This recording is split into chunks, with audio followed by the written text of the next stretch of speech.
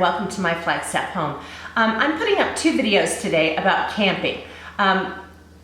This one, I couldn't let you see the other one without knowing our background with camping first, so I have to tell you a story in this video.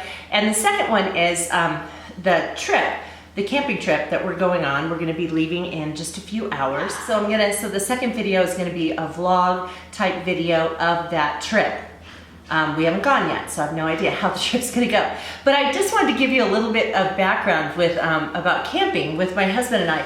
So first of all, the last time we went camping was about 13 years ago.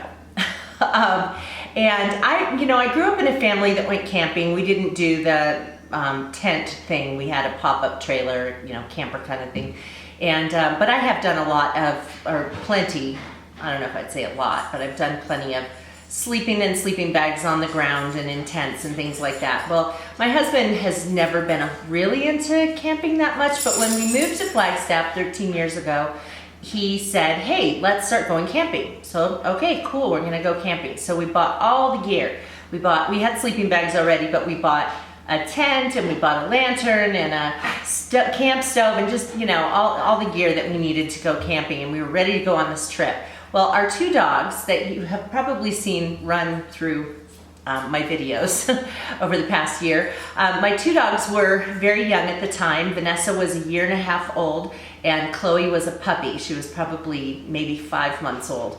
And so we thought, this is gonna be great fun. We pack them up and off we go on this camping trip. So my husband had heard about this lake where the fishing was really good, and so we went out to this place. It was a couple-hour drive. We live in the mountains, so it's not too terribly far to go places for really wonderful camping. I mean, some people come right here where I live and camp. There are campgrounds all over the place. But so anyway, we went to this place, and it was very beautiful, but the lake was in a canyon, and the campground was about 2 miles away. And so and then because the lake was in a canyon, it was going to be really awkward for the dogs to be there and everything. And so my husband said, well, I don't want you to sit around here at the campground all day and have me out fishing by myself. And he said, kind of the whole idea of doing this is that we could camp together.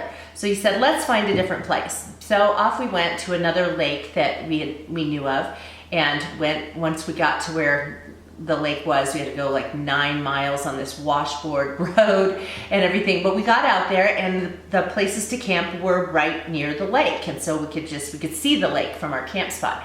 So we thought, okay, this is going to be perfect.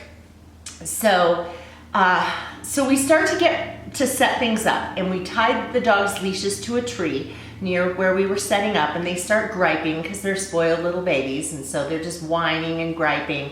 And we're setting things up, and there were lots of gnats everywhere, just all over.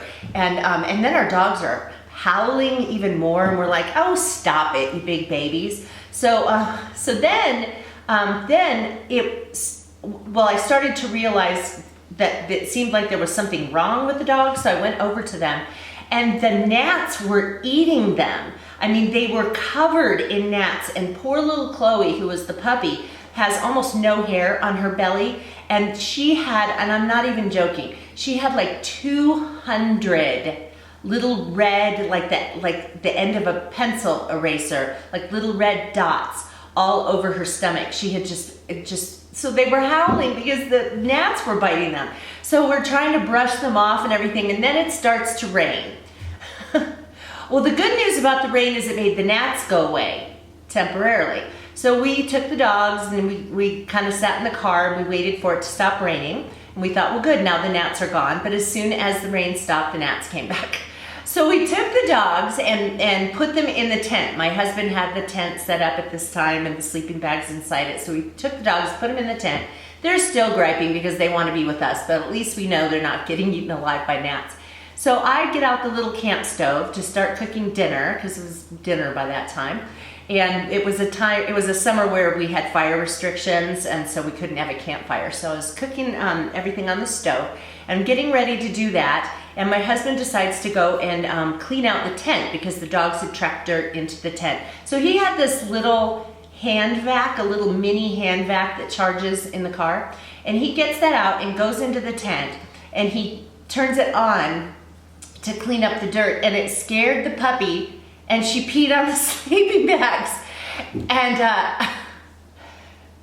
we went home after that. We just figured it was just a disaster, and enough was enough. So we got back to our house 8 hours after we had left that morning, and we had an I Hate Camping sale. And sold most of the stuff that we had bought. So yeah, we haven't been camping since then. Now I have, because I've done some stuff with the students at the university where I work. We've taken them on some trips, and so there was camping involved with a few of those things. And so I have camped. My husband has camped a little bit because he hunts, and so sometimes he's had to stay overnight because where he's hunting is far away from here. So you might be wondering, well, why are you going camping? Well, my husband has been wanting to get a camper or some kind of thing like that so that when he does hunt, that he can have a comfortable place to sleep. And so in May, we got this truck that has a thing on top called, it looks like it has a camper shell on the back, but it flips open into this tent on top, that's on top of the car. And so it's called a flip pack. And it's kind of a cool thing. So this truck is great. It's got all kinds of cool stuff in it. It's got a refrigerator. It has a tank that you can heat the water in the tank, and then there's like a thing like a shower thing that goes to the outside of the truck, and so you can take a shower. It's got all kinds of really cool stuff. So I thought that he would just use it for hunting, but he's been talking about wanting to go camping. So here we are in just a few hours leaving to go camping. And I have no idea how it's gonna go. Now, we are not taking the dogs with us. They are now 12 and a half and 14 and a half years old. It's been a long time. And we figured that we better find out if we like camping, like if we like it, not impacted by our dog's behavior. So, plus, they're old now, so they'll probably be very happy to be here with their kitty and with a pet sitter. So that's our camping story.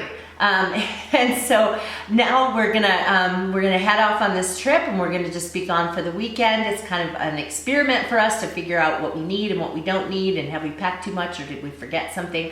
But I'm gonna do a vlog of that, and it will be uploaded the same day as this one is, so you'll get to see that. I'll be showing you the setup of our campsite and kind of the area where we are, some of the stuff that we do while we're camping, and also I'll share with you some of the stuff I'm going to be cooking while we're camping, because I'm not planning to just do chili out of a can or whatever. I'm going to try to cook some good food, so hopefully it all turns out. I don't cook over a campfire very often, so this will be interesting.